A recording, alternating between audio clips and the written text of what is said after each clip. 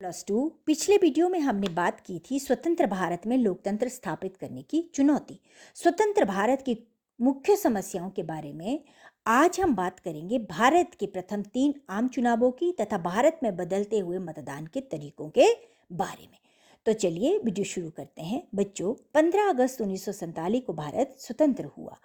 उस समय देश का शासन एक अंतरिम सरकार चला रही थी जिसके नेता पंडित जवाहरलाल नेहरू जी थे। लेकिन समय की मांग, नीड ऑफ द आवर थी कि देश का शासन लोकतांत्रिक ढंग से जनता द्वारा चुनी हुई सरकार द्वारा चलाया जाए और इसी उद्देश्यों से जनवरी 1950 में ही भारत के चुनाव आयोग का गठन कर लिया गया।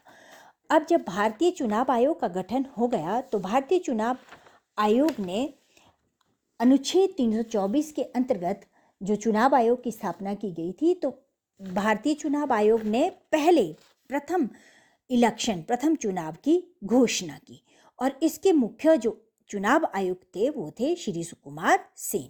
तो election commission conducted the first general election for free India in 1951 and 52। चुनाव आयोग ने कब पहला इलेक्शन जारी किया कि अधिसूचना कब जारी की? 1951-52 में। अब हमने ये तो बात कर ली कि इलेक्शन कमीशन कब गठित किया गया, जनवरी 1950 में, और इसके जो पहले चुनाव आयुक्त थे वो कौन थे? श्री सुकुमार सेन जी। ये आपको याद रखना होगा क्योंकि आपके एग्जामिनेशन पॉइंट ऑफ व्यू से इम्पॉर्टेंट है, आपके मल्टीपल चॉइस में आपको काम आ सकते हैं। अब हम बात करेंगे कि इस चुनाव आयोग के मुख्य कार्य क्या थे, इस चुनाव आयोग को करना क्या था। पहला काम था इनका to conduct the free and fair election, मतलब स्वतंत्र एवं निष्पक्ष चुनाव करवाना। इनका काम था कि ये चुनाव आयोग के लिए मतदाता सूचियां तैयार करें, उनका निरीक्षण, उनका निर्देशन और उन पर नियंत्रण रखें। It directs superintendent and control the preparation of the electoral rolls. और तीसरा जो इनका काम था वो था निर्वाचन क्षेत्रों का सीमांकन करना, to do the delimitations of the constituencies. अब 1952 में चुनाव हुआ और इस चुनाव में बच्चों कुल 53 दलों ने भाग लिया, 53 राजनीतिक दलों ने भाग लिया, जिसमें से 39 क्षेत्रीय दल थे और 14 राष्ट्रीय स्तर के दल थे जिनको चुनाव आयोग ने मान्यता प्रदान की थी। इसमें जो मुख्य दल थे वो थे भारतीय राष्ट्रीय कांग्रेस, भारतीय Jana Sangh, Akhil Bharatiya Hindu Mahasabha, Communist Party of India, Socialist Party आदि। बच्चों, इस चुनाव में 489 मीन्स 489 सीटों के लिए चुनाव लड़ा गया। कुल निर्वाचन क्षेत्र थे 401। कुल जो कॉन्स्टिट्यूएंसीज थी जिनमें चुनाव लड़ा गया वो 401 थी और 25 राज्यों ने इसमें भाग लिया था। अब फाइनल रिजल्ट की बात कर लेते हैं। तो इस चुनाव के जो रिजल्ट थे, जो नतीजे थे, उसमें भारतीय राष्ट्रीय कांग्रेस को भारी बहुमत से जीत मिली थी। इस दल ने 489 सीटों में से 364 सीटें प्राप्त की थी, जो कुल मतों का 45% था और कुल सीटों का 74.3% था। भारतीय राष्ट्रीय कांग्रेस जो थी वो उसकी देश में पहली लोकतंत्रात्मक सरकार बनी। पंडित जवाहरलाल नेहरू स्वतंत्र भारत के पहले प्रधानमंत्री बने और लोकसभा के पहले स्पीकर जो थे वो श्री गणेश वासुदेव मावलंकर थे। ये आपको याद रखना है बच्चों कि पहली सरकार जो चुनी हुई सरकार बनी, लोकतांत्रिक डेमोक्रेटिक गवर्नमेंट बनी, वो पंडित जवाहरलाल नेहरू के नेतृत्व में बनी। वो पहले स्वतंत्र भारत के प्रधानमंत्री थे और जो पहले स्पीकर या पहले अध्यक्ष थे वो थे श्री गणेश वासुदेव मावलंकर। अब हम बात कर लेते हैं कि ये जो चुनाव हुआ था, प्रथम चुनाव, ये इसकी विशेषताएं क्या रही होगी। बच्चों, जो प्रथम आम चुनाव था उसको 2 बार तो स्थगित करना पड़ा था और अंत में ये चुनाव अक्टूबर 1951 से फरवरी 1952 तक चला था और इसमें 5 महीने का समय लग गया था। जो इसकी मुख्य विशेषताएं थी बच्चों वो क्या थी? जो फर्स्ट थी वो थी सार्वभौमिक वयस्क मताधिकार, यूनिवर्सल अडल्ट फ्रेंचाइज, जो आप पिछले साल पढ़ भी चुके हो +1 में। वयस्क मताधिकार क्या होता है? वयस्क मताधिकार होता है कि जब एक व्यक्ति जिसकी सरकार द्वारा एक आयु निश्चित की गई हो, उस आयु को जब वो पूर्ण कर लेता है तो उसके बाद उसे अपने मत का प्रयोग करने का अधिकार प्रदान कर दिया जाता है। तो भारत में भी 1952 के प्रथम आम चुनावों के समय प्रत्येक भारतीय नागरिक जो 21 वर्ष की आयु पूर्ण कर चुका था को बिना किसी भेदभाव के चुनाव में वोट डालने का अधिकार प्रदान किया गया था। प्रथम आम चुनावों के मतदाताओं की जो संख्या थी वो थी 17.32 करोड़, मीन 17.32 करोड़, और इसमें लगभग 61% वोटर्स ने अपने वोट का प्रयोग किया था। बच्चों, आज के समय में जो वयस्क मताधिकार की आयु है वो है 18 वर्ष। अब जो व्यक्ति 18 वर्ष की आयु पूरी कर लेता है उसको वोट कास्ट करने का अधिकार मिल जाता है। सेकेंड जो इसकी विशेषता थी वो थी चुनाव आयोग द्वारा, means election done by election commission. जो फर्स्ट इलेक्शन कमीशन हुए उसको स्वतंत्रतापूर्वक, फ्रीली, निष्पक्ष और न्यायपूर्ण शांतिपूर्ण तरीके से करवाने के लिए संविधान ने जो हमें चुनाव आयोग की स्थापना की थी उसके द्वारा की गई थी। इस चुनाव आयोग को विभिन्न राज्यों के लगभग जितने भी हमारे भारत के 25 स्टेट जिसने इसमें पार्टिसिपेट किया था उसके लगभग 3200 एमएलए विधायकों को चुनना था, और लोकसभा के लगभग 489 एमपीज सांसदों का चुनाव करवाना था। इन चुनावों को संपन्न करवाने में बहुत काम करना था इलेक्शन कमीशन को। मतदाता सूची बनानी थी, उसका निर्माण करना था, और उसमें जो आपत्तियां होती हैं उन आपत्तियों को दूर करना था। चुनाव आयोग ने लगभग 5 महीने के कार्यकाल में लोकसभा के चुनाव को संपन्न करवाया था, और इसका सारा श्रेय जो जाता है वो उस समय के मुख्य चुनाव आयुक्त सुकुमार सेन जी को जाता है। अब अगली जो इसकी विशेषता आप बता सकते हो वो है कांग्रेस को भारी बहुमत मिलना, मीन्स कांग्रेस की ओर thumping majority in the election. ये हम पहले भी बात कर चुके हैं रिजल्ट्स में। तो 1952 में संपन्न प्रथम लोकसभा के चुनावों में कांग्रेस पार्टी को भारी बहुमत प्राप्त हुआ था। 489 में से 489 सीट्स में से 364 सीट्स जो है वो कांग्रेस ने सिक्योर की थी, जो कि कुल सीट्स का 74.3% था, और जितनी इस इलेक्शन में वोटें डाली गई थी उसका ये 45% था। और ये जो इसके जो प्रथम प्रधानमंत्री बने थे वो पंडित जवाहरलाल नेहरू थे, जो कि एक लोकप्रिय नेता थे। नेक्स्ट जो बात आती है बच्चों वो था नाम मात्र विपक्षी दल। जो नेक्स्ट इसकी फीचर आती है, कैरेक्टरिस्टिक आती है, वो है नाम मात्र का विपक्षी दल, नॉमिनल ऑपोजिशन।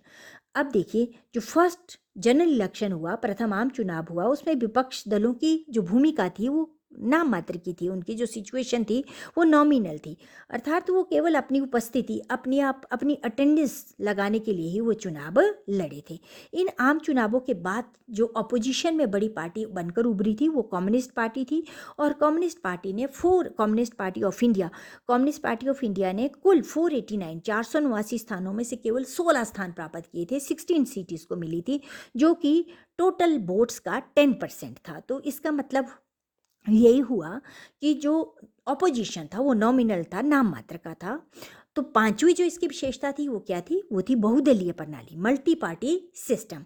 भारत में पहले ही चुनाव में 53 पार्टीज ने पार्टिसिपेट किया था, जिससे साबित होता है कि भारत में शुरू से ही मल्टी पार्टी सिस्टम था। तो ये जो 53 पॉलिटिकल पार्टी थी, इनमें हम पहले भी बात कर चुके हैं कि 39 रीजनल पार्टीज थी और 14 नेशनल लेवल की पार्टी थी। इनमें से अधिकांश दल जो बने थे वो कांग्रेस से ही निकल कर बने थे, कांग्रेस से निकले हुए नेता द्वारा बनाए गए ही पार्टीज थी। नवनिर्वाचित जो लोकसभा बनी थी, जो नई लोकसभा बनी थी, उस लोकसभा के अंदर लगभग 30 दलों के प्रतिनिधि आए थे। अब सर्वाधिक मत प्राप्त करने वाले प्रतिनिधि को विजयी घोषित करने की जो विधि थी वो भी इसकी एक विशेषता थी, to adopt the first part the post system. मतलब प्रथम आम चुनाव में ये विधि हमने घोषित की थी, ये विधि हमने अपनाई थी कि जिस व्यक्ति को सर्वाधिक मत मिलेंगे उस व्यक्ति को जो है हम विजयी घोषित कर देंगे। यदि हम कोई और चुनाव प्रक्रिया इसमें प्रयोग करते तो उस समय नेताओं का मानना था कि इससे कुछ डिस्टर्बेंस हो सकती थी, पेचीदगी उत्पन्न हो सकती थी, इसलिए ये अपनाया गया। तो इसके बाद जैसा कि संविधान द्वारा निर्धारित किया गया था कि हर 5 वर्ष के बाद चुनाव करवाए जाएंगे, तो 1957 में इंडियन जनरल इलेक्शन हुए दोबारा से। मतलब दूसरा आम चुनाव जो हुआ वो 24 फरवरी से 9 जून 1957 के बीच में हुआ। यह चुनाव 499 सीटों के लिए लड़ा गया और कुल निर्वाचन क्षेत्र 403 थे। 494 सीटों के लिए इलेक्शन लड़ा गया और 403 कंस्टिट्यूएंसीज थी। इस लोकसभा चुनाव के साथ विधानसभा चुनाव भी करवाए गए थे। कांग्रेस को इस चुनाव में भी शानदार जीत प्राप्त हुई। और बच्चों, हालांकि कांग्रेस को इस चुनाव में बहुमत प्राप्त हुआ, पर फिर भी कई स्थानों पर जहां विपक्ष मजबूत था वहां कांग्रेस को कड़ा मुकाबला भी झेलना पड़ा। कांग्रेस ने महाराष्ट्र में, बॉम्बे में 22 सीटों के लिए चुनाव लड़ा, किंतु उसको केवल 2 ही सीटें मिली और इसके 2 नेताओं की तो जमानत भी जब्त हुई थी। कांग्रेस बहुमत से लोकसभा में जीत गई, किंतु कोई विपक्ष न बन पाया क्योंकि विपक्ष 18 दलों में बंटा हुआ था और इसलिए कोई मान्य विपक्ष नहीं बन पाया। द्वितीय आम चुनावों में कांग्रेस ने केंद्र में अपना प्रभुत्व बनाए रखा। कांग्रेस का डोमिनेंस सेंट्रल गवर्नमेंट में बना रहा। 1957 के चुनावों में केवल एकमात्र ऐसा राज्य था जहां कांग्रेस को हार का स्वाद चखना पड़ा और ये राज्य था केरल। यहाँ पर कम्युनिस्ट पार्टी ऑफ इंडिया ने 126 सीटों में से 60 सीटें प्राप्त कर ली थी तथा 5 निर्दलीय विधायकों का समर्थन प्राप्त करके सरकार बनाई थी। ये केरल में, भारतवर्ष के केरल राज्यों में पहली बार नॉन कांग्रेस गवर्नमेंट बनी थी, जिसके मुख्यमंत्री श्री EMS नंबूद्रिपाद बने थे। वो पहले लोकतांत्रिक कम्युनिस्ट मुख्यमंत्री थे। केरल कि गैर कांग्रेसी सरकार के विरुद्ध कांग्रेस ने जल्दी ही क्या कर दिया, लिबरेशन स्ट्रगल, स्वतंत्रता संघर्ष शुरू कर दिया। केरल की CPI सरकार प्रगतिशील सुधारों के वादे के साथ बहुमत में आई थी। कांग्रेस की केंद्र सरकार ने धारा 356 के तहत केरल की सरकार को गिरा दिया और यह एक विवादास्पद फैसला था और पहली बार संवैधानिक आपातकाल का दुरुपयोग किया गया था। इसके बाद बात आती है 5 साल बाद और इंडियन जनरल इलेक्शन 1962, भारतीय आम चुनाव 1962। भारतीय तीसरे आम चुनाव 19 से 25 फरवरी 1962 को करवाए गए। यह लोकसभा का तीसरा चुनाव था और इसमें भी पंडित जवाहरलाल नेहरू ने एक और शानदार जीत प्राप्त की थी। भारतीय राष्ट्रीय कांग्रेस ने कुल मतों का 44.7% प्राप्त किया था। 494 सीटों में से 494 सीटों में से 361 सीटें प्राप्त की थी। और पिछले चुनावों से थोड़ा कम था, किंतु फिर भी कांग्रेस ने लोकसभा की 70% सीटों पर कब्जा कर लिया था। 1962 के चुनावों में पहली बार ऐसा हुआ कि यह चुनाव एक सप्ताह के भीतर ही पूर्ण कर लिए गए। इस चुनाव में यह भी प्रथम बार हुआ कि प्रत्येक निर्वाचन क्षेत्र से केवल एक ही उम्मीदवार चुना गया और बहुसदस्यीय निर्वाचन क्षेत्रों को इस चुनाव में समाप्त कर दिया गया। भारतीय चुनाव के इतिहास में पहली बार कांग्रेस के वोटों का स्तर निम्न हुआ। इस चुनाव में 18 राज्यों व केंद्रीय शासित प्रदेशों ने बच्चों भाग लिया था और इस चुनाव में बहुत से राजनीतिक दल मैदान में उतरे। श्रीमती इंदिरा गांधी, जो कि अभी तक अपने पिता की सहायता अनऑफिशियली कर रही थी, उन्हें 1959 में पहली बार भारतीय राष्ट्रीय कांग्रेस की अध्यक्ष चुना गया और भारतीय राष्ट्रीय कांग्रेस में उनकी आधिकारिक रूप से ऑफिशियली एंट्री हो गई, प्रवेश हो गया था। तो ये भी आपको याद रखना है कि श्रीमती इंदिरा गांधी को पहली बार कब भारतीय राष्ट्रीय कांग्रेस का अध्यक्ष चुना गया, 1959 में, 1959 में। 1962 के चुनाव में पहली बार इंडेलिबल इंक का प्रयोग किया गया। जो इंक हमारी उंगली में वोट डालने के बाद लगाई जाती है, आपने देखा होगा, वो उस स्याही का जो प्रयोग किया जाने लगा वो 1962 के इलेक्शन में किया गया। इस चुनाव में कांग्रेस में काफ़ी मतभेद उभर कर सामने आए तथा उथल पुथल भी मची रही, परंतु अंत में कांग्रेस अपना प्रभुत्व कायम करने में सफल रही। बच्चों, ये तो थे हमारे 3 चुनाव और तीनों चुनावों में कांग्रेस का दबदबा बना रहा। इसके पीछे बहुत से रीज़न है जिसके बारे में हम अगले वीडियो में बात करेंगे। नेक्स्ट बात आती है हमारी कि भारत में मतदान के तरीके कैसे बदलते चले गए, changing method of the voting. आज के समय में भारतवर्ष में मतदाता EVM, इलेक्ट्रॉनिक वोटिंग मशीन से मत डालते हैं, उससे वोट डालते हैं, किंतु प्रथम चुनाव 1952 में प्रत्येक उम्मीदवार के नाम के अलग अलग बॉक्स, उनके चुनाव चिन्ह, उनका निर्वाचन क्षेत्र लिखकर रख दिए जाते थे और मतदाता अपनी पसंद के उम्मीदवार के बक्से में अपने मत को डाल देते थे। लगभग 20 लाख स्टील के बक्से प्रथम आम चुनाव में प्रयोग किए गए थे। 1962 के चुनाव में मतदान का तरीका थोड़ा बदल गया। अब खाली बैलेट पेपर की जगह प्रिंट बैलेट पेपर बनाए गए, जिसमें सभी उम्मीदवारों के नाम व चुनाव चिन्ह छपे होते थे और मतदाता अपनी पसंद के उम्मीदवार के नाम व चुनाव चिन्ह के आगे मोहर लगाकर अपने मत का प्रयोग करते थे। यह व्यवस्था बच्चों लगभग 40 वर्षों तक चली रही। 1990 के अंत में इलेक्ट्रॉनिक वोटिंग मशीनें प्रयोग में आ गई थी और 2004 तक पूरे भारतवर्ष में मतदान जो है वो इलेक्ट्रॉनिक वोटिंग मशीन से किया जाने लगा। उम्मीद करती हूँ बच्चों आज का टॉपिक आपको क्लियर हुआ होगा कि 3 इलेक्शन भारत के कैसे कैसे हुए, एक 1952 में, फिर 1957 में और फिर 1962 में, और तीनों में भारतीय राष्ट्रीय कांग्रेस ने अपना दबदबा कायम रखा। लगातार वो जीतती रही और अच्छे मार्जिन से जीतती रही। और इसके बाद हमने बात की मतदान के तरीके पहले क्या थे और आज के समय में क्या है।